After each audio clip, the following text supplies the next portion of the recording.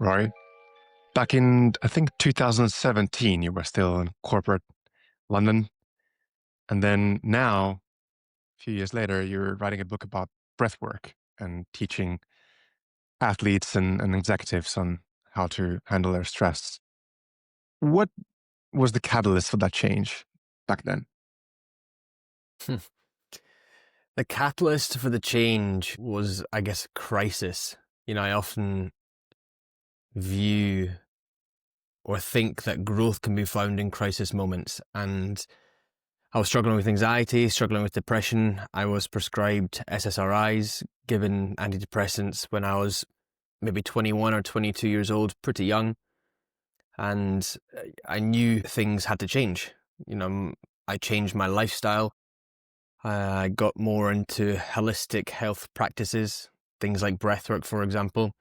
And then I moved to Australia in 2019 and just made it my purpose, my passion, my mission, my goal to help other people feel as happy and as healthy as breathing made and makes me feel.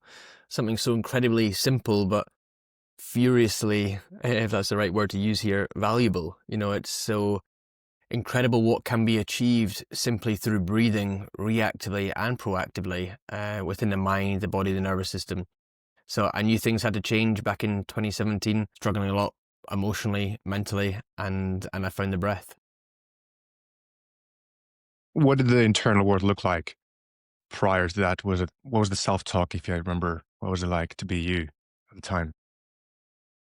It was horrible, man. It was not fun. It was a lot of negative self-talk. I was very depressed. So the way I was speaking to myself, I would never speak to any of my friends like that. I wasn't proud of who I was. I didn't like myself. I even remember some of the early days, some of the early breathwork sessions when I first began practicing. I would have these out of body experiences, which is pretty wild to even say. And I remember looking down at myself saying, I hate you, I hate you, I hate you. So it was some pretty real, dark, tough moments, but, very confronting. But I really do believe I had to go through that process to kind of come out the other side. And through breathing and through breath work, I definitely learnt to manage and control and regulate my emotions better than I ever have done before in my life. Yeah, yeah. You've talked before about a very specific breathwork class you attended as part of your kind of switch towards holistic health. That was pretty transformational. Can you talk more about like what happened there? And also like, I'd be curious to hear about what was the modality, like what was being actually the breathwork style used in that class?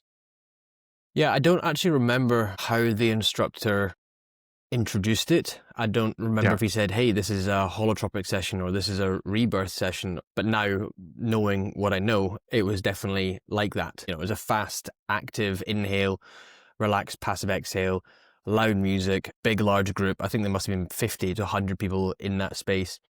I Wow. thought it was ridiculous at first. I thought, what on earth are we doing? This is pretty strange. But then I just allowed my mind and body to surrender to the practice. I trusted the process. I bought into that instructor as well. I liked the way that he spoke and I liked the music that he played. And then, the rest is kind of history. That 1 hour, changed the whole direction of my life. And to even think, man, that I was considering not to even go, because I thought breathwork, breathing, I do it every second of every day. How powerful can that even be? But I'm pretty glad my friend encouraged me to go. Yeah. I was going to ask you this towards the end, but maybe we'll just cover it now. I'm curious from you because at least I've seen this huge surge in interest towards breathwork, and yet the practice is kind of thousands of years old from pranayama and so forth, like that we're inheriting, and yet it's really now in the last 5 years that it's really taken off, and I think we're still kind of early stage, kind of riding this wave. Like, what do you think happened that actually made this more mainstream, or at least start to go mainstream? Yeah, it's a great question, because I guess to kind of follow on or add to that question, why 2020 to 2025 has breathwork had this big spike? I don't know. There's been some great new science coming out There has been Yeah. some great books coming out. I also think from a societal perspective, people are valuing holistic health a lot more than medication. People are kind of going a little bit against old, big pharma, for example. People are kind of pushing away from that and not wanting to lean into it as much, but are feeling and finding more excitement within hot, cold exposure, breathing, sure. A lot of the more simple things, for no better word, that we can do as humans. I think to kind of round out that point, I think we as a society are leaning into holistic health more, Hmm. things that we already have and things that are more accessible as opposed to Yeah. the shiny new app, or some biohacking thing, if that makes sense. And I think just the use case and the ability to use breathing as a tool has caught people's attention. Yeah. Yeah. Also, probably the corona kind of abbreviated some of the trends we were already seeing around mental health. And then, yeah, as you mentioned, different the books like James Nestor's book definitely became very mainstream and so forth. And then people like Huberman started talking about breathing, and it's kind of many, many things, I'm sure, kind of summarized into 5 years of period.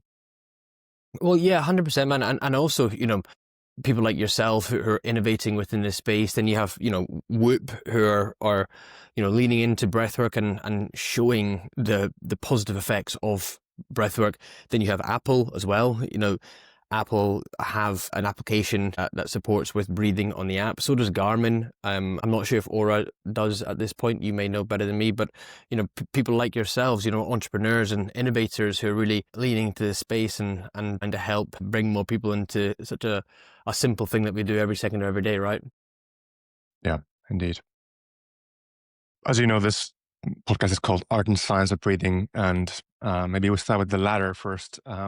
When it comes to science, one thing interesting area you've talked about a lot, which I haven't heard many people talk about, is this idea of stress thresholds. Like we always think about the kind of sympathetic system, where sorry, nervous system where you have like a sympathetic state, and then you want to down regulate to parasympathetic state.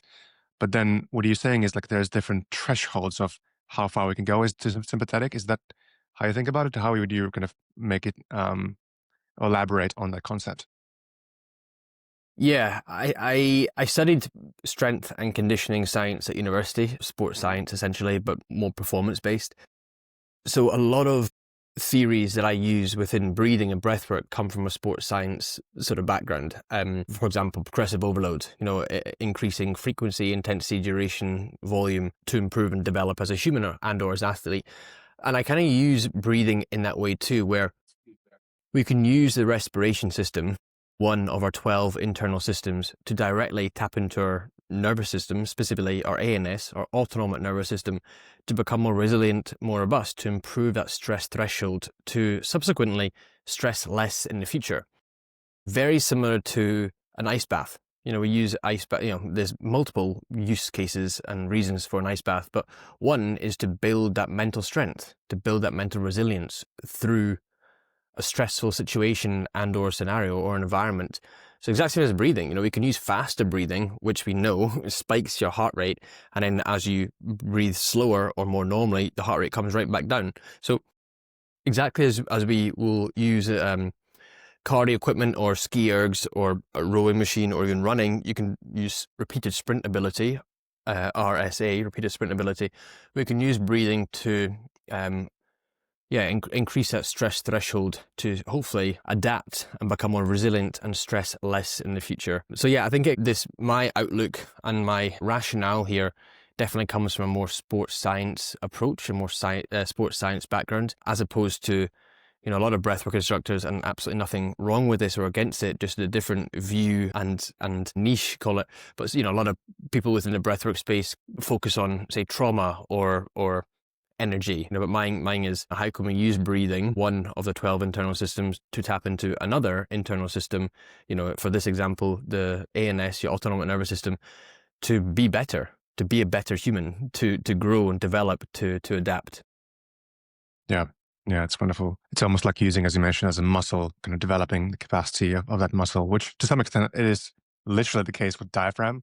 It is a muscle, which a lot of people, as you know, are not very, well versed into and don't very underdeveloped. Maybe when it comes to the thresholds. Actually, let's take a step back because, like, one of the things I know you did kind of once you started considering this kind of move and transition, you did a lot of actually coursework and like you had a lot of teachers along the way, from Patrick at Oxygen Advantage to many other courses. I'm curious to hear, like, along that path of learning and becoming kind of an expert in the field, like, what were some of the most impactful or, let's say, modalities that you still use daily in when you coach others? Yeah, to be honest, on that point, Patrick definitely has been the most valuable to date. Um, I use functional breathing, which he speaks about very regularly and openly. I will use functional breathing personally and also professionally with my clients and patients and athletes that I work with every single day.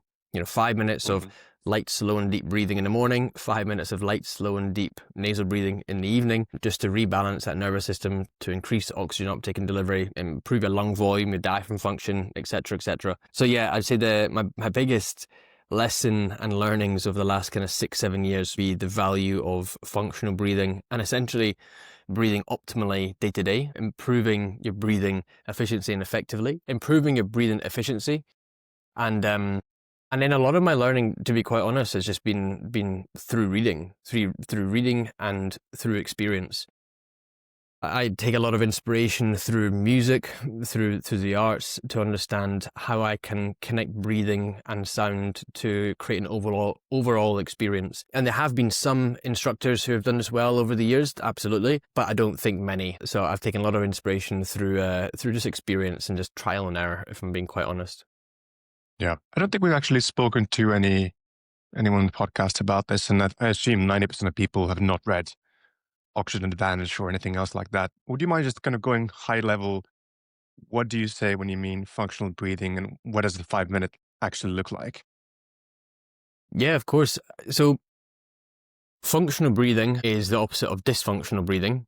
Functional breathing is optimal breathing, and dysfunctional breathing is suboptimal breathing. So, a functional breath is through your nose, breathing lighter, slower, deeper, and quiet. And then a dysfunctional breath is the opposite, which is through your mouth, short, shallow, fast, and audible, loud, essentially.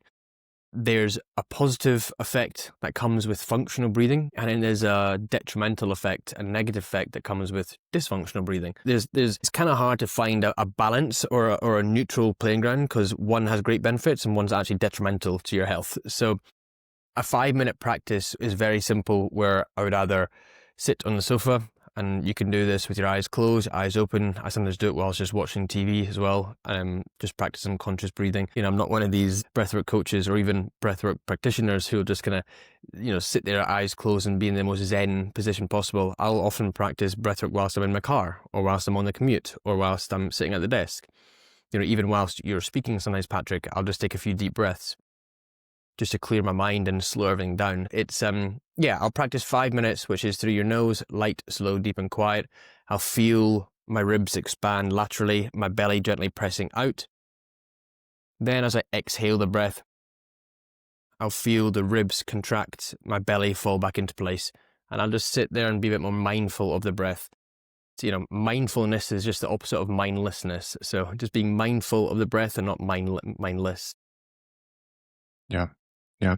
That's great. Yeah. I had a chance to speak with a scientific advisor, John Dickinson, a professor at University of Kent. And he studied, like, what does like functional breathing look like mechanistically? Like when you look at it from like a motion capture sensing, like what parts moved. And I think, as you mentioned, like beautiful metaphor is this like barrel moving into all directions, which kind of, as you mentioned, rib cage, expand and so forth, which is a little bit different from what a lot of people speak about as belly breathing, right? Just the belly goes up and down. It's not quite the same, but keeps being a bit of I a love misconception, I think.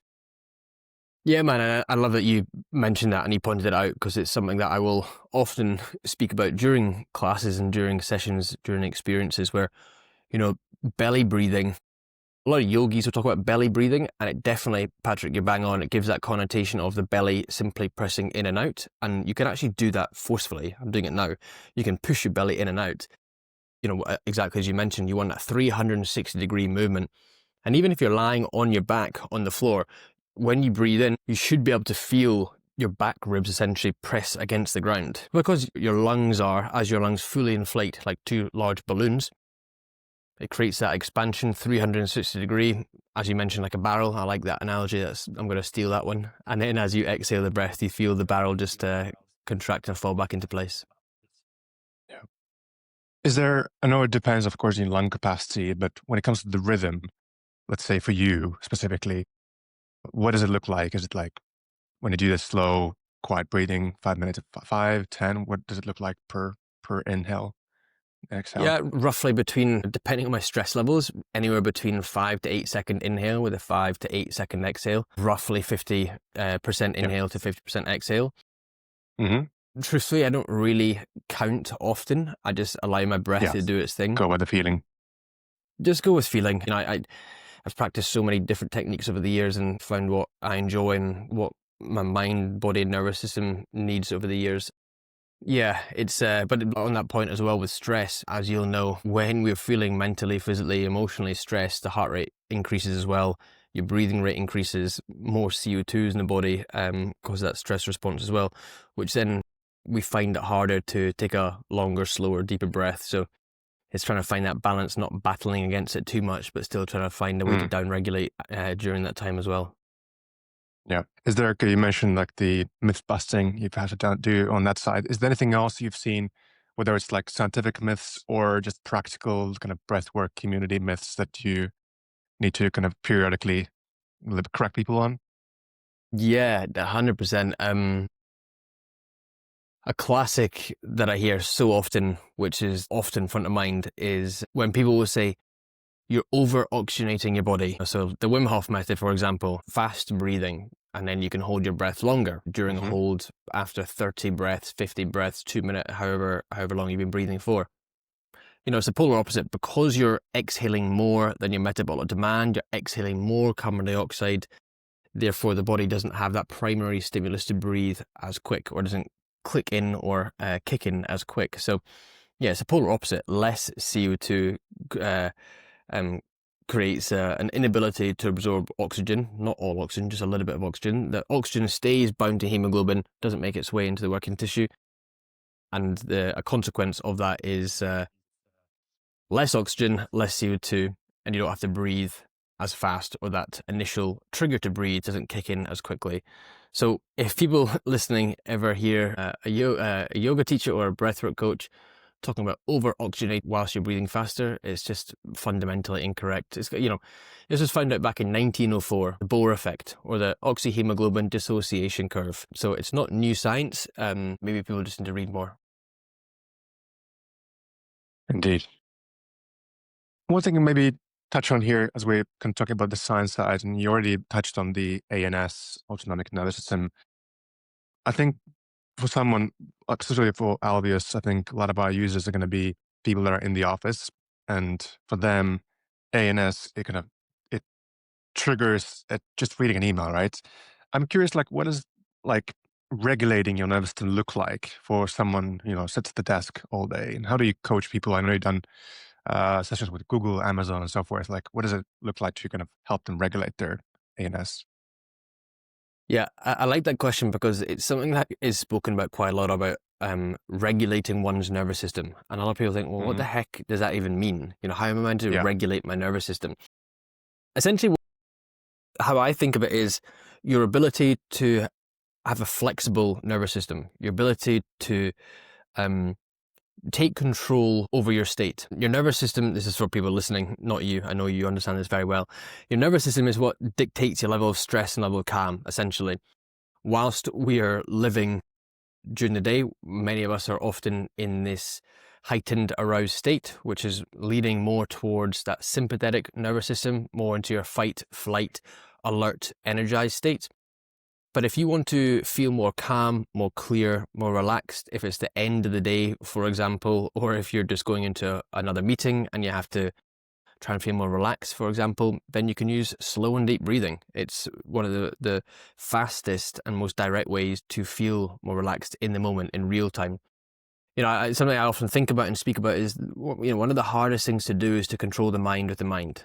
And I can speak about this personally. When I'm feeling stressed, anxious, overwhelmed, if I'm about to stand in front of a large audience and present, my heart rate has increased. And if I were to say to myself, Rory, relax, you'll be fine, relax, you'll be okay, it's going to be a vicious downward spiral. And I've tried it and it has not worked. But one of the best things to do is to take conscious control over your breath, my breath, and just take some slower and deeper breaths. And I can even look down at my Apple Watch or on my Whoop app, and I can see my beats per minute just dropping as I breathe. So yeah, taking conscious control over the rhythm, the rate, the depth of your breath to downregulate is a great way to move from stress to calm.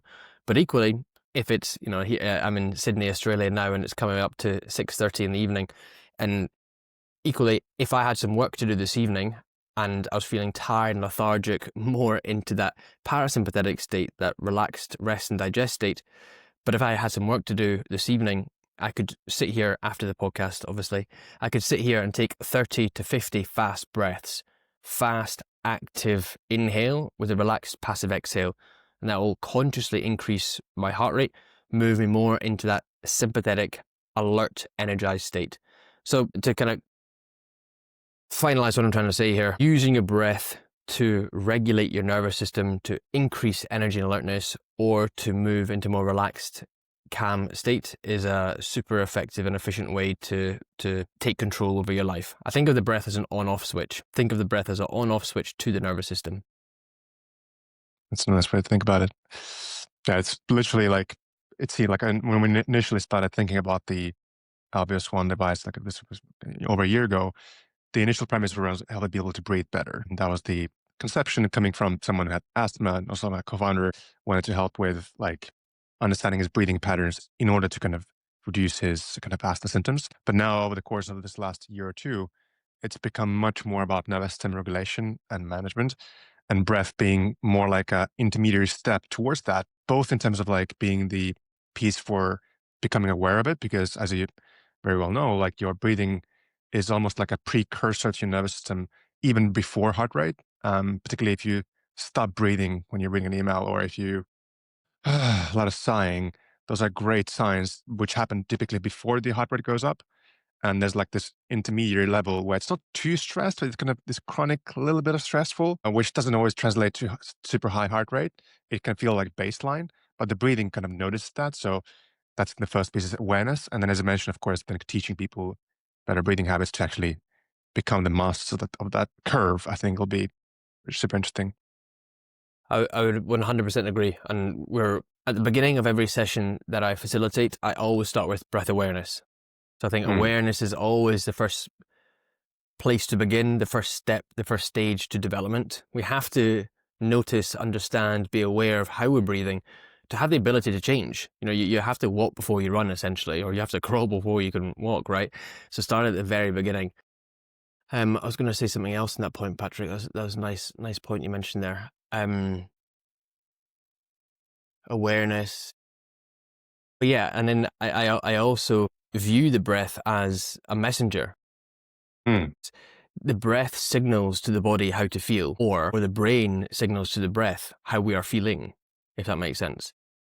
Both ways. If both ways, yeah, there's almost that connection piece where if we are feeling mentally and emotionally upregulated and stressed, the breath will then connect to that and we'll start breathing faster. But equally, if we're breathing faster, that then causes a bit of stress up to the brain too, right?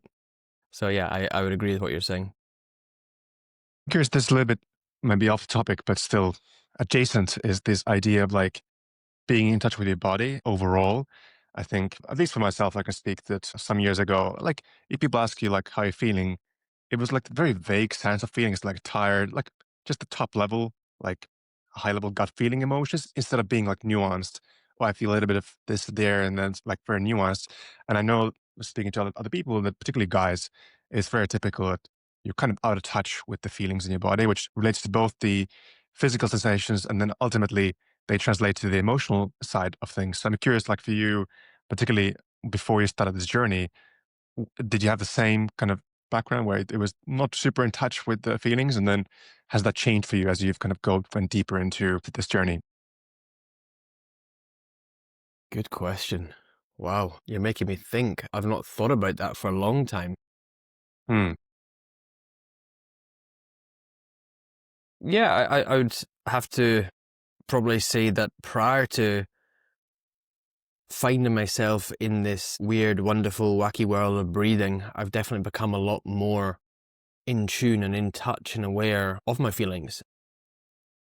But I think that probably comes just to awareness, and pausing, having moments of being more mindful. And even with a lot of in a lot of practices, I'll take time to be take time to be grateful. So Hmm. I'll think of gratitude, and I'll think of things that I'm proud of, and I think I'll reflect as well. So I think the whole holistic kind of package of just moving into this breathing, mindfulness, gratitude, affirmations, reflection sort of space has definitely made me more aware and in tune of who I am, but also how I feel. And I don't Hmm. think I was very aware of either of those points of who I was and how I felt prior to getting to breathwork. So yeah, that's a nice question. You made me think there. So thank you for making me think. My pleasure. Cool. Maybe switching gears a little bit. So one of the things I know you did, kind of after starting this journey of breathwork, is start doing this ultra marathons and endurance events. 15 now, I guess. One across the Autonomic Desert. Must have been quite hot, 200 kilometers. I'm curious, like, how does the breath work show up in that when you prep, when you do the exercise, and what are the lessons for someone who's maybe, trying to run 5K in the forest? Yeah. Yeah, I've ran many ultra marathons in some amazing places. Kyrgyzstan, 200 kilometers in the Tian Shan Mountains, Atacama Desert, as you mentioned. I've got a race next year in Namibia, 250K in Namibia. Um, Oof, in the the breath is, dunes. yes, yeah, you know it exactly. Beautiful. It's a it's a beautiful landscape, but I'm sure it's going to be incredibly brutal to try and run over and across and through. Breathing whilst competing in long distance races, but also breathing whilst training, if you're doing a 30, 40, 50-minute training run, is very important. As we breathe in, oxygen makes its way through the nose, down into the lungs, transports through alveoli, binds to hemoglobin, etc., makes its way around the body, and then eventually makes its way into the working tissue. But there are ways that we can breathe more efficiently and effectively to reduce the onset of fatigue, to perform better for longer duration. Whilst I am competing in these long distance races, if I were to breathe in a dysfunctional pattern through my mouth, short, shallow upper chest, for example, a lot of the oxygen gets stuck in dead space and we breathe it right back out. And often, because I'm exhaling high volumes of carbon dioxide, the oxygen that I have in the bloodstream won't detach from hemoglobin and make its way into the tissue. Therefore, the chances of me bonking or fatiguing too quick are a lot greater, a lot higher. So breathing is incredibly important. The way that I breathe is incredibly important whilst running. I will wear a nose strip on my big nose to help with that airflow as well. One of my last races, I was obviously very sweaty. I was here in Australia, and the nose strip stayed on to about 90 kilometers. I think it was a 110-kilometer race, and it stayed on all the way to the 90th kilometer, which is pretty impressive. And then also, with these races, there are checkpoints, and at these checkpoints are a bit of a moment just to get some fuel in, pause, just slow down. Often during these races, there's a lot of stress. And when I take a seat, I've got a short documentary, a 20-minute documentary on YouTube with one of my races earlier this year in May in Australia. And within the documentary, you can see me, I take a seat and take a breath just to reset everything. I think it's a great way just to reconnect with myself, with my mind, with what I need. Often mistakes happen when we're stressed. And if I'm not thinking clearly, I may forget to eat some food. I may forget to take a salt tablet for cramp. And then that's how mistakes and errors and I guess challenges and setbacks and maybe failures occur. So Yeah, breathing whilst running is incredibly important, and breathing in an optimal way, but also using the breath to reset during checkpoints is pretty key as well. Particularly when there's long races, as you mentioned, it can be critical. What about like, I know you also coach athletes, and I know athletes love data. I'm curious, like, how do you what do you measure when you think about improving? For example, you mentioned in the beginning the stress resilience or the thresholds. Like, what tells you that things are improving over time for an athlete? Yeah, it's a good question, and I don't really test, monitor, or keep an eye on things over time, being Hmm. completely honest. Just with athlete schedules and all the rest of it, it's kind of hard to have a focused plan, periodized plan. But what we do monitor is how the individual, the athlete, is breathing and where the heart rate is at, say on a piece of equipment for 30 seconds, and then how quick can they get their heart rate back down. So I'll do a drill where they're on the bike erg and they're going to 90 to 100% effort for 30 seconds. After the 30 seconds, they've got a minute break. Then the intention is to drive the heart rate all the way up as quick as they can, breathe Hmm. in any way they want, generally out, in and out through the mouth, because 30 seconds, it's short, it's fine, anaerobic. Then as soon as they finish that 30-second sprint bout, then use the nose to try and drop the heart rate as fast as they can. Often the best athletes can go from a resting heart rate of around 50 or below during wakefulness, not during sleep, drive it all the way up within 30 seconds to about 160, and then bringing it all the way back down to about 70 within a minute. So it's pretty impressive how fast they can drive it up and down. And that's a real um, indicator and sign of your general health and fitness. You know, how fast can one drive the heart rate up, but also how fast can they drive it right back down. It's not always about how well can you perform, but how well and efficiently can you recover too.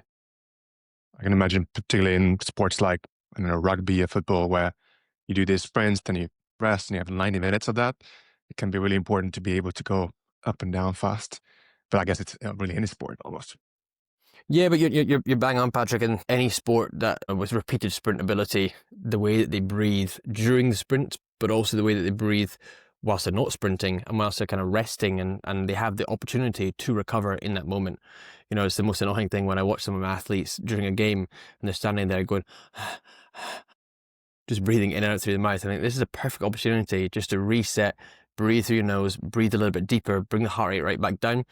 You know, I'm sure you know this, Patrick, but just for the listeners, there's some great papers showing that your breathing, the way that you breathe, i.e. in a deep way, can help increase your heart rate variability, and having a higher HRV has been connected to improving your decision making and the choices that you make. So for athletes who make hundreds of choices and decisions in every single game, every single match, you know, can they breathe a little bit deeper to improve those choices that they make, so that they reduce the errors and mistakes during that match as well. Yeah. Yeah. Maybe switching back to the office environment, because, as we a little bit touched on, you coached also a lot of companies in breathwork. And I think one of the primary things when it comes to nervous system that is very, I think, pertinent and pretty much globally is this feeling of stress, right? It's everyone feels that, and it then shows up in the way they form. Are they actually at work anymore, and so forth? What's the almost like first diagnostic you make when somebody says, "Oh, I'm stressed"? What happens then if you do one-on-one coaching? I mean, I'm a realist, so I will look at their lifestyle first. I actually, you know, I call myself a performance and wellness coach, and I just specialize in breathwork and nervous system regulation. So I don't initially say I'm a breathwork coach. I say I'm a performance and wellness coach. So I will Yes. look at one's lifestyle first. I will look at their day-to-day patterns, habits, routines, for example. Are they training? Are they exercising? How are they sleeping? How are they eating? You know, all these key pillars during the day, during their week. And then we'll look at how they're breathing. So how are they breathing at rest? You know, is it a functional breath or is it a dysfunctional breath? Are they holding the breath, for example? When are the best times and opportunities to start implementing some conscious breathing? You know, because I definitely do not recommend 45 minutes of breath work for everyone every single day, because people just Yeah. don't have that kind of time. But I do recommend we have the awareness and have the knowledge and power to tap into the breath to fulfill a specific need in a specific time. So if one is feeling stressed and anxious when they've received an email, as opposed to just reacting in an emotional manner, can you take maybe 3 full deep breaths just to reset that nervous system, reset the mind, to then have a more thoughtful response? So, the difference between reacting, which is often automatic and Mm. emotional, compared to a thoughtful response, which is often more positive and thoughtful. So yeah, just understanding the full picture, understanding how they can breathe at rest, and then understanding what specific techniques can be implemented throughout the day just to feel a bit more balanced and reduce that nervous system stress, because it's not much fun when you live in that heightened stress state. Yeah, it's I can imagine for really anyone, it's danger becoming like this. What's the term? You're like a hammer looking for a nail, and then if Yeah. you're only doing breathwork coaching, then everything becomes about breathing. And it's good that you have like the endurance athlete background and this strength conditioning background, so you can understand it a bit more holistically. Like, actually, for you, yes, breathing can be fixed, but it can be better. But the number one thing is this other thing you should fix first, Well, 100%, which is man, great. and I think it would just be silly to only look at one modality or one aspect of health. Right? If an individual is saying, "Hey, I'm super stressed. I got all this on at work. I need help," and then if they told me that they're drinking a bottle of wine every night and sleeping for 4 hours, I'd say, "Hey, well, let's maybe start there. So let's maybe Yeah, start with um, maybe not drinking that bottle of wine and maybe sleeping for 6 to 8 hours." And I think it'd just be selling myself short and doing a disservice to that client or patient if I only looked at one aspect, which, breathing. yeah. That being said, though, one thing I've thought about, which keen to hear your thoughts, is like I used to think like, what are the dominoes, right? Like, what is the first domino that then kind of follows the next one? And my earlier thinking was that it's the exercise, because when you exercise, as you know, like then you kind of feel like you want to eat more healthy immediately after. When you do those two things, you also sleep better. So it's like the one thing you can kind of start yourself early is the exercise, but it can be very low for some people who haven't done it before, like walk around the block. But then you kind of, oh, I did that. Now I want to probably have carrots, and then when they sleep. And but now the more I kind of delve into breathing, it does feel like there might be an opportunity to almost like not fix, but like improve your breathlessness so that you're more likely to take the exercise, which then means that the breathing becomes the first domino in that, you know, pyramid. I'm just curious to hear, have you had experience with that? Like, how do you think about actually helping people overcome multiple things? What is the first domino for you? I've never thought about it if I'm being completely truthful, but I really like your example there. I think that's great, for people who do struggle with breathlessness, and maybe that is the deterrent to train and exercise, starting at the foundations with breathing so that they don't feel as breathless, then, that'll make the training and the exercise a lot more enjoyable. So I would agree on that. I really like it. I hadn't ever thought about it in that way, if I'm being completely honest. I've not, to be honest, I've not worked with I've done this for quite a while now. This has sort of been my job profession for about 6 years, and I've never really worked with too many individuals who've struggled with breathlessness. Um, I have had a few, but a lot of the work that I do is group work. Mm. It's keynotes, it's corporate Yeah, events, it's and high wellness performers, days. athletes. And then high performers. I don't really have a huge amount of Gen Pop, like myself, for example. I don't really have a huge amount of Gen Pop clients. It's either corporate teams, kind of summits, conferences, and then elite Olympians, Paralympians, and serious competitors who often don't struggle with their breathlessness. So yeah, I really like your question. I really like your point. It's just not something I've tapped into too much. Yeah. If you're interested, you could check out, I think the second ever episode of this podcast was with our medical advisor, Ashish Vyas, is like a 20 years in NHS. And now he has a elite breathlessness clinic that where he works with like some of the Premier League teams and so forth. And what was interesting to me is that he mentioned even like the best athletes in the world struggle with breathlessness at times, particularly with long COVID. It became a massive problem where they had this like, disease that then made their airwaves behaves in a way where they became breathless. And then it became mental trigger where basically walking across the parking lot became more like a mental thing instead of being physical anymore. Anyway, just an interesting thing to be aware of. Dude, that's awesome. I'll definitely jump into that. I appreciate it. I think even for me, I definitely did struggle with breathlessness when I was more anxious. It's definitely for me, and I'm just thinking now whilst we're speaking, I definitely had periods over the last kind of 10 years where I've struggled to, the classic people say, catch my breath, struggling to catch my breath, or like a bigger, deeper, trying to do that as such. And it's funny because since I got into this whole breathwork thing, my level of anxiety has been reduced so much. Therefore, I've not really had that for a long time, which is actually quite nice to think about that I've clearly done the work and I've put the work in to not have that feeling for a while. But yeah, you're really you're bringing up old trauma. You're welcome. Yeah, thanks, man. You're welcome, Rory.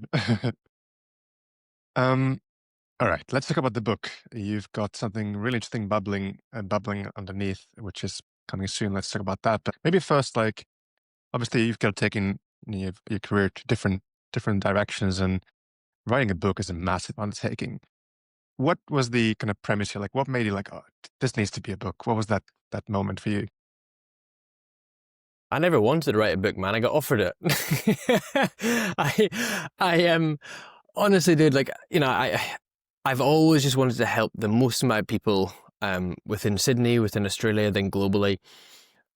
Very gratefully and maybe surprisingly in some ways, you build it and you hope they come, right. And I just started hosting sessions. I then got asked to do some brand work. Then some media publications picked it up, and I've had articles in Vogue and Vice, in Elle magazine, quite a few other ones. And from there, a few book publishers then got in touch. And I think in 2023, I spoke to 3 different publishing houses and then signed a contract with Pan Macmillan.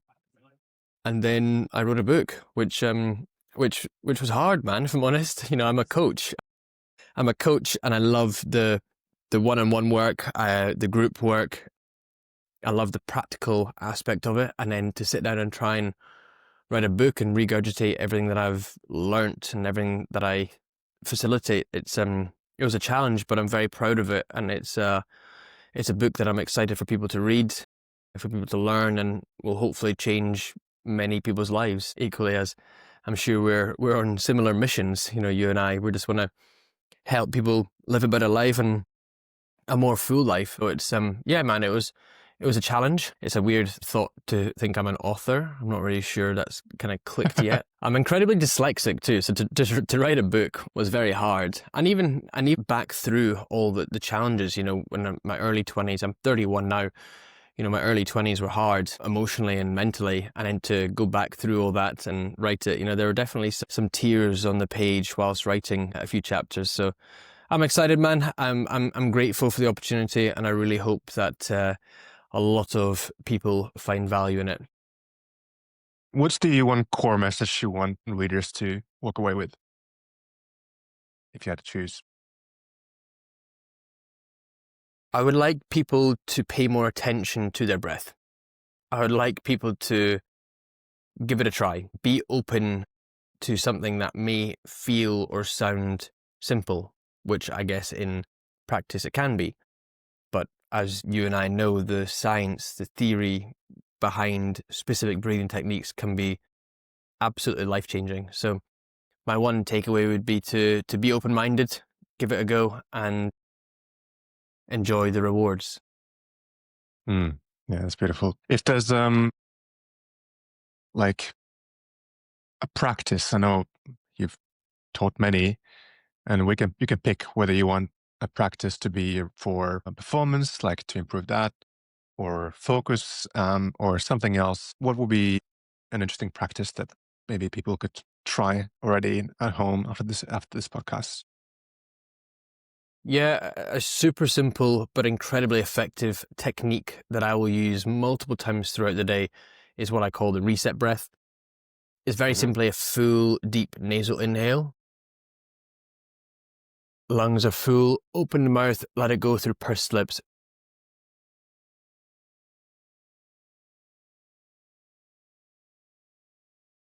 And then just blink open the eyes, relax the shoulders, and then breathe normally. That is a technique that I will use multiple times throughout the day. It doesn't take much work. It takes less than 10 seconds maybe, but it's a great way just to release and let go of excess CO2 and slow the mind down and slow the heart rate down. It's wild what can be achieved through one breath. Mm. That's a great slogan as well. One breath. It's like That's all we quite need. nice, isn't it? Had a good ring to it. And the book is called Unlock Your Breath, right? Book is called When is it Unlock coming Your out? Breath. It will be available on the 28th of January. It will be on Spotify. To be able to listen to it, I will be reading the audiobook. I'll be reading the book and it'll be available as an audiobook. And I'll be doing that next week. So it's all go, go, go. So watch this space. It'll be available on Spotify, Apple Books, and all the fun places to read it. Amazing. I think actually we discussed with the team yesterday that we'll have a very similar release date towards the end of January. So hopefully we can create a little movement here, because something we discussed earlier is that, you know, we believe that breathing should be like a fourth pillar of health, which is like sleep, nutrition, exercise. And there's this missing piece of breathing. And it won't be just one company or individual to create this movement around this fourth pillar. I think it'll be all of us together. That then when it raises to its rightful place as alongside these other modalities of like how to stay healthy, how to stay well. Anyway, hopefully we can do something cool together at the end of January, and then onwards from there. What's next? I mean, of course, the book tour is big. Anything else you're excited about apart from that? And then also, where can people follow your work or during workshops? Yeah, what's next? Just continue helping people far and wide through experiences and through education. I'm looking forward to more fun adventures racing around the world next year. I've got a race Nice. in Africa, a race in Italy, a race in New Zealand, a couple of races in Australia. I'm looking to create more on-demand breathwork sessions. Currently, if you look up my name, Rory Warnock, on Spotify or Apple Music, there are about 21 guided and 21 non-guided, and I would like to add to that. So that's a free Amazing. resource that people can just tap into and use in their own time, whenever and wherever. So just continue doing fun stuff that can benefit people's lives. You know, combining my passions with a bit of professionalism as well that comes with it. Amazing. Well, looking forward to the book, reading it myself as well, and then the co-release together.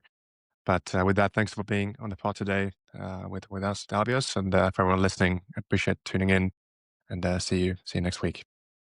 Thanks, Patrick. Appreciate it, mate.